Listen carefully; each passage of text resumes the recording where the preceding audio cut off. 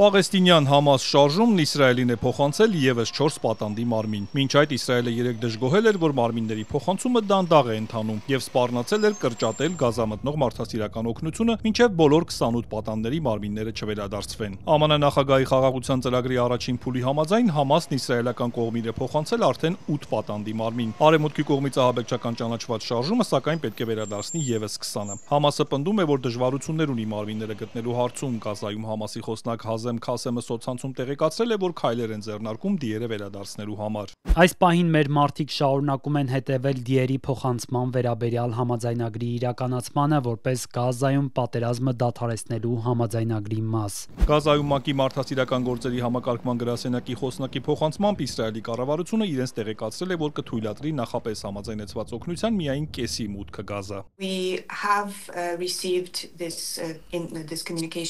Մենք Իսրայելի իշխանություններից ստացել ենք նման հաղորդագրություն։ Իհարկե, շարունակում ենք կողմերին խրախուսել, որ պահպանեն հրադադարի շրջանակում ամրագրված պայմանավորվածությունները։ Անշուշտ հույս ունենք, որ պատանդների մարմինները կհանձնվեն եւ հրադադարը կշարունակի պահպանվել։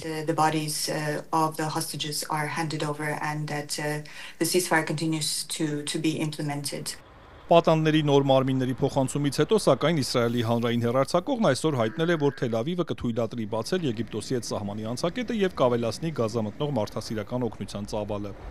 Նաև հնարավոր է, որ Իսրայելը պատերազմի ժամանակ Գազան լքած բնակիչներին առաջին անգամ թույլ տա Ռաֆահի անցակետով վերադառնալ անկլավ, իսկ այնտեղ գտնվողներին հատել անցակետը։ Պաղեստինի ինքնավարությունը հայտարարել է, որ պատրաստ է բացել Ռաֆահի անցակետը։ Ըստ Ինտերֆաքսի մոտ 600 բեռնատարի թույլ կտրվի հիմնականում սնունդ եւ բժշկական պարագաներ տեղափոխել Գազա, որի մոտ 80%-ն ավերվել է պատերազմի հետևանքով։ Գազա քաղաքում երեկվանից մաքրման եւ վերականգնողական աշխատանքներ են ընթանում, սակայն այստեղ ապրելու համար պայմաններ չկան ու մարդիկ չգիտեն ինչ անել։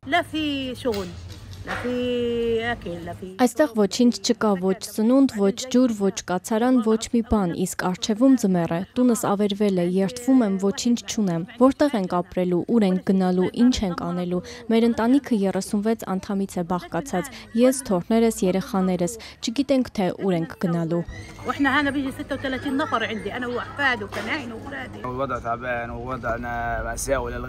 Մեր վիճակը ողբերգական է, մենք վերադարձանք մեր թաղամաս եւ տեսանք, որ այնտեղ ընդհանրապես տներ չկան, ապաստան չկա, ոչինչ չկա, պարզապես ուզում ենք ձմռան համար մի քիչ պաշար ձեռք բերել, մեր հույսը միայն Աստված է։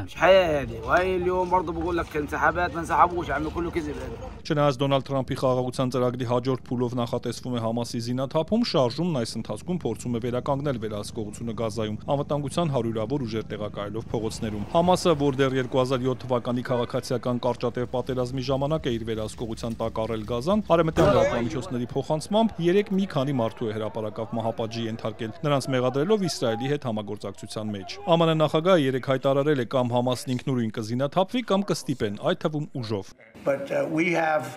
Մենք նրանց ասել ենք, ուզում ենք, որ զինաթափվեն եւ նրանք կզինաթափվեն եւ եթե նրանք չանեն դա, մենք կզինաթափենք նրանց եւ դա տեղի կունենա արագ եւ գուցե բռնի եղանակով։ 2023 թվականին բռնկված պատերազմի հետևանքով Գազայում սպանվել է 67900-ից ավելի պաղեստինցի, որոնցից մոտ 20000-ը երեխաներ, վիրավորվել է մոտ 170 000-ը։ Իսրայելն ունեցել է 1200 զոհ։